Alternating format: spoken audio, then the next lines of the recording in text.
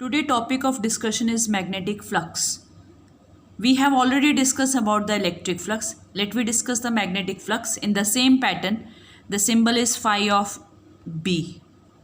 Phi of E is for electric flux. So what is the definition?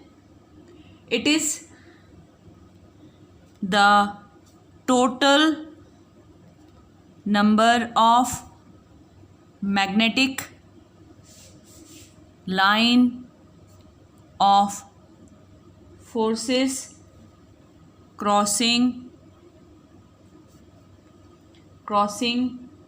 the surface means given surface normally,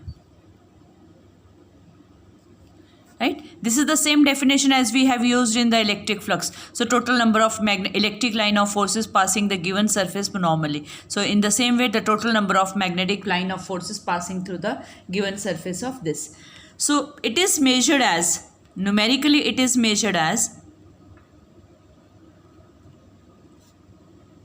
the product of component of magnetic field normal to the surface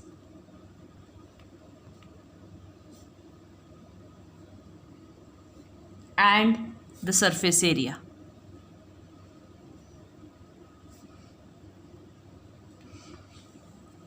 Right? So from the definition, it is the total number of magnetic flux. So it's just a number. When it is just a number, so magnetic flux is a scalar quantity. So the first property is it is a scalar quantity.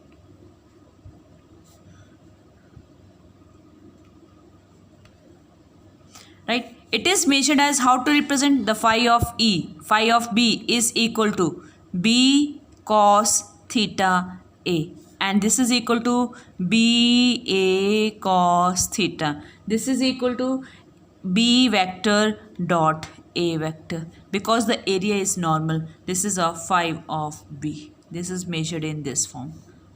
And the area, the property of the area is that it is always normal to this. Right? So it is always normal to this and it is always directed outward.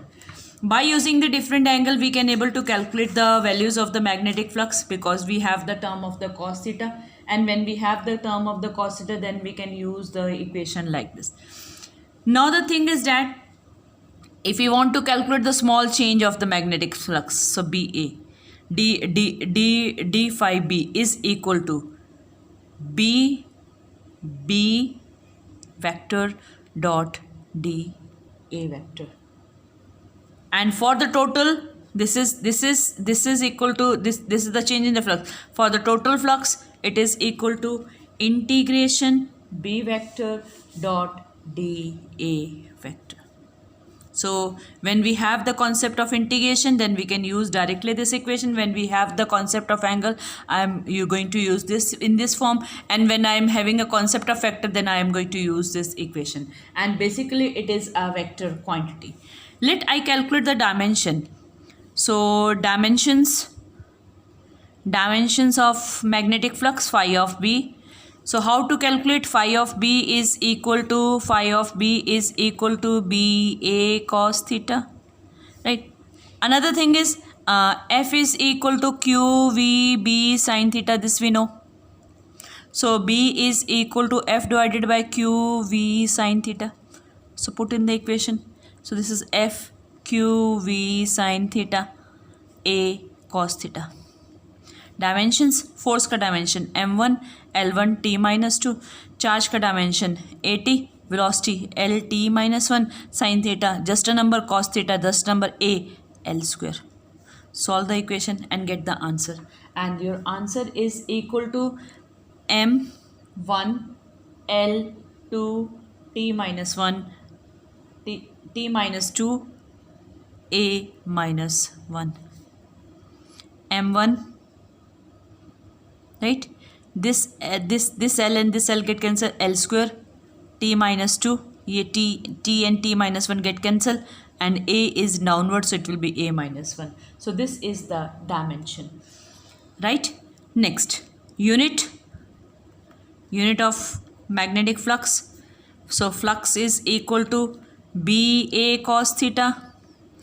B is measured in terms of Tesla, and area is measured in the terms of meter square. This is equal to 1 Weber.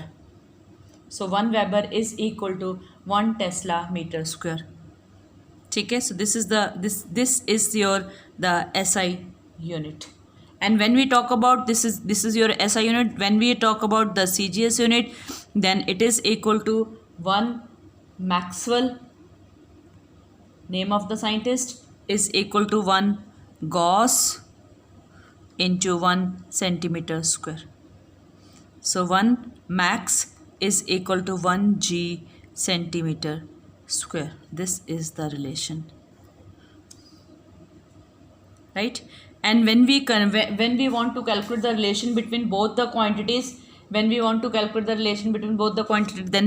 what will be happen? 1 Weber is equal to 1 Tesla. Tesla will be get converted into 10 to the power 4 Gauss meter square, 10 to the power 2 and square, 10 to the power 4, then centimeter square.